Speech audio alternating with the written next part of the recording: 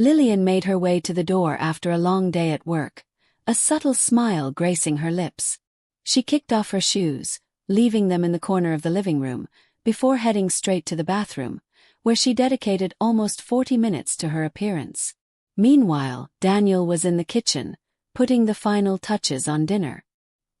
He refrained from questioning her about her extensive preparations, finding them endearing nonetheless. Recently, a sense of distance had crept into their relationship, a common occurrence in many long-term marriages. Daniel held on to the hope that tonight's dinner would ignite a spark, perhaps rekindling some of the light-heartedness they once enjoyed together. As they sat down at the table, the initial silence was not unexpected. Both were fatigued from the week. Lillian began to discuss her work, addressing the changing dynamics of the office, the potential restructuring, looming layoffs, new objectives, and a leadership position that was reportedly being created. Daniel listened intently, genuinely curious. He had always admired her ambition and recognized how much her career meant to her. However, as she elaborated, the conversation shifted into uncomfortable territory. She mentioned that her boss, Adam, would be responsible for deciding who would receive the promotion. While she claimed he didn't openly favor anyone, she hinted at a particular closeness he had with some of the female employees. Daniel felt uncertain about where the conversation was heading, so he remained silent. Lillian paused, set down her fork, and met his gaze. What followed was clearly something she had been contemplating for weeks.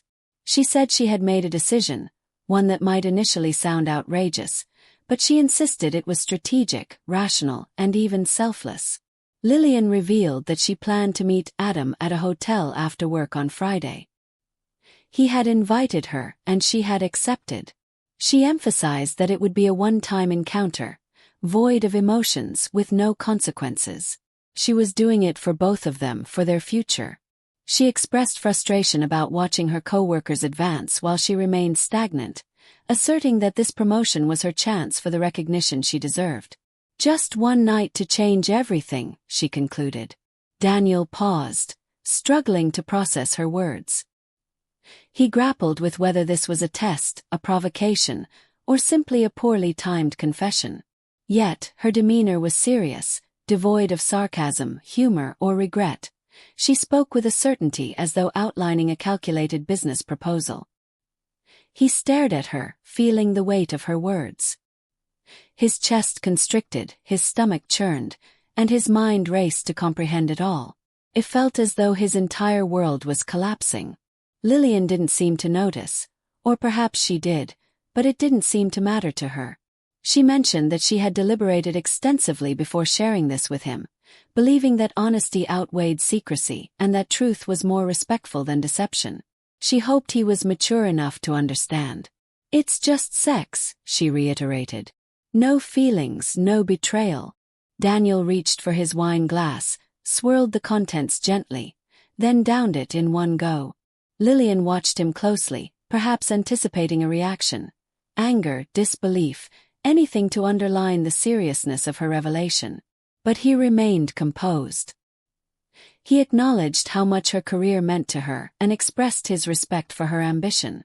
Then he rose from the table and walked to the bedroom, where he checked his phone, scrolling through a few messages, allowing it all to sink in. The dinner lay untouched, its aroma lost on him. Lillian refrained from pressing the conversation further. She finished her meal and retreated to the bathroom to remove her makeup, appearing composed as though she had just lifted a heavy burden. Deep down, she believed that with time, he would understand and perhaps even forgive her. Daniel remained in place, immobilized. The floor beneath him felt solid, yet internally he trembled. Her words echoed relentlessly in his mind, each phrase piercing him like nails driven into flesh. "It's just one night. It's for us. It's just sex." Later that night, he climbed into bed after she had already fallen asleep, watching her face for a glimpse of the woman he once loved, the woman with whom he envisioned a shared future, marriage, family, and growing old together. But the person lying beside him felt like a stranger, someone who had crossed an irreparable boundary. She had reduced their bond to a transaction, a cold calculation of gain.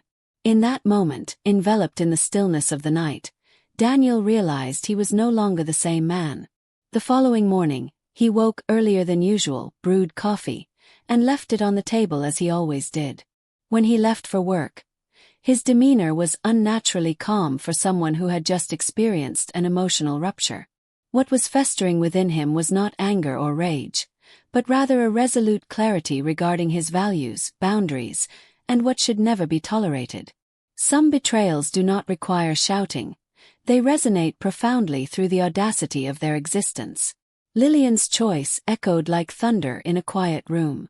One morning, while Lillian was in the shower, Daniel discreetly took the handbag she had left on their bed. With meticulous care, he slipped a small recording device into the inner seam of one of the pockets, nearly invisible and capable of transmitting live audio to his phone. After a brief test confirmed it was operational, he returned to his routine, stepping out of the room just before she turned off the water. She greeted him with a quick kiss goodbye, mentioning her busy schedule. He reciprocated with a calm smile and wished her a good day. At 11:28 a.m., Daniel listened intently as Lillian conversed with a friend on the phone, laughing casually about weekend plans. Her tone was light and carefree, accompanied by the sounds of typing and footsteps in the office. Suddenly, a man's voice entered the background. Adam. Daniel recognized it immediately. He heard Adam's confident tone as he entered her office, asking, "Do you have a minute?" Lillian responded affirmatively, asking her friend to hold on briefly. Adam stepped inside and without hesitation, locked the door behind him. The unmistakable click of the latch sent a chill down Daniel's spine. From that point on, the atmosphere shifted. A chair scraped against the floor as Adam pulled it closer to her desk. Their voices became clearer. Lillian hesitated for a moment, likely trying to maintain her composure. Adam asked, "Friday night still on, right?" She confirmed, mentioning she had already reserved the hotel room. Daniel felt a knot tighten in his stomach. "I hope you're ready for what comes next," Adam stated. "It's a win for both of us." Lillian, half laughing, reminded him, "Adam, this is still work. Keep your voice down." Then came the sounds Daniel dreaded, soft breaths, kisses, and Lillian whispered, "Only this much. If someone hears, it could get messy." Adam chuckled, "Relax. I'm just getting an early start on the celebration." Daniel closed his eyes, absorbing every word, every pause. Tension mounted as whispers passed between them, accompanied by the unmistakable sounds of intimacy. Before Adam left, he assured her, "It's yours. The promotion is a lock." Daniel slipped his phone into his pocket, all doubt evaporating. He now possessed undeniable evidence. His plan was in motion, but it required refinement. With deliberate precision, he scrolled through his contacts and dialed a number he had quietly noted from Lillian's phone days earlier. Adam's wife. After a few rings, a cautious voice answered. "Hello." He introduced himself, carefully stating his name and explaining his connection to her husband. He insisted she needed to hear something significant, something that concerned them both. She remained silent, yet did not end the call. Daniel continued, explaining that he had noticed changes in Lillian's behavior and that she had arranged a clandestine meeting with Adam. He detailed how he had confirmed it, mentioning he had just overheard a private conversation between them in her office, which included intimate exchanges and hotel arrangements. Silence enveloped the line. "I have the file," Daniel stated, "but I won't send it now. I want to confront them in person." Vanessa's voice erupted with disbelief. "Catch them in person?" "Yes," he replied. "Friday night, Monarch Hotel, room 1407. They check in at 8 p.m. It's under Lillian's name. I'll text you everything." Vanessa's tone hardened. "I'll be there, and I'll film the whole damn thing. I'll destroy that bastard and his ladder climbing." Daniel meticulously sent her the hotel details, reservation confirmation, and audio clips, leaving no detail overlooked. Time, location, floor number, and booking reference. That Friday night, Lillian exited their home dressed for a formal gala, claiming she was attending a private corporate event and that it would be better if she went alone. Daniel nodded, observing her departure with a calm expression that hid his true emotions. He offered her a warm compliment, held the car door open like a gentleman, and even carried her bag to the curb, an act of tenderness that surprised her. Once she vanished into the night, Daniel retrieved his phone and tapped into the live feed from the hidden microphone nestled in her bag. He listened intently as the ambient noise confirmed her arrival at the hotel. Her voice at the reception desk, the elevator's hum, and the sound of her heels echoing down the hallway, culminating in the sound of a key card unlocking a room. Soon after, another familiar voice emerged. Adam had arrived. Daniel heard their flirtatious exchanges, compliments about the ambience, laughter, and whispered promises about the promotion. Then the unmistakable sounds reached his ears, kissing, giggles, and murmured anticipation. Suddenly, 3 loud knocks interrupted the moment. What they didn't realize was that Vanessa had arrived nearly 40 minutes before their scheduled meeting. She had checked in under a false pretense, securing room 1406, directly adjacent to theirs. Inside, she unplugged her phone charger, sat quietly in the dark, and listened intently. Each muffled sound from the thin walls made her grip tighten on her phone. When she sensed they were completely off guard, she rose, grabbed her phone, and stepped into the hallway with steely resolve. 3 firm knocks startled them. "Who is it?" Lillian's voice rang out nervously. Adam crept toward the door, peering through the peephole. Lillian caught a glimpse of Vanessa staring back, poised to unleash a storm. "Open up, Adam. I know you're in there, and I know exactly who's with you," Vanessa shouted. The door swung open and she marched in, camera rolling. Lillian scrambled to wrap a sheet around herself, while Adam appeared cornered and stunned. "So, this is how promotions work now." Vanessa's voice trembled with fury, accusing them of trading vows for positions. She captured their shame with unfiltered honesty as Lillian stammered in disbelief. "You've destroyed my marriage. And yours. It won't survive this either," Vanessa declared, ensuring the footage displayed everything without edits or commentary. Just the raw truth. She fixed her gaze on Adam. "Don't come home." With that, Vanessa turned and slammed the door behind her, racing toward the elevator. The video had already been sent directly to the company president, stripped of filters and pretense. A few minutes later, Daniel received a brief message. "It's done." He removed his earbuds, closed the app, and sat in silence. There was nothing more to hear. The wheels were set in motion, and there was no turning back. However, Daniel had not waited for that night to begin his planning.